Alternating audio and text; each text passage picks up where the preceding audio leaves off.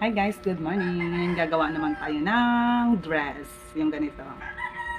Eto, garter siya. Garter hanggang dito.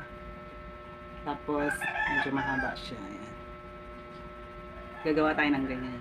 So, ang gagawin nating tela ay ito. Cotton ito, pero stretchable. Press ko ang tela niya. Ang sukat ng kailangan nating tela ay ang haba niyang ganito ay 70 inches. 70 inches ito. Ang haba. Tapos, ang lapad niya ay 35 inches. Ayan. Ganyan. Madali lang itong gawin. Ito lang ang kailangan natin. Tapos yung strap. Ayan. Diretso lang siyang ganyan. Rectangle lang siya. 70 ang haba niya ganyan, tapos ang lapad niya 35, yun lang.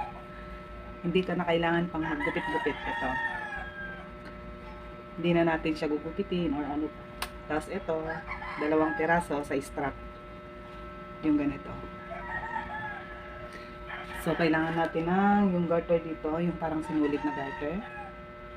Itong gagamitin natin since wala tayong parang pink, pwede na pong purple. Ito parang sinulid na garter ito. Yan.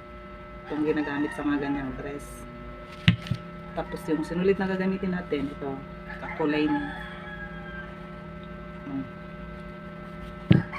Tapos kailangan din natin ng garter na ganito.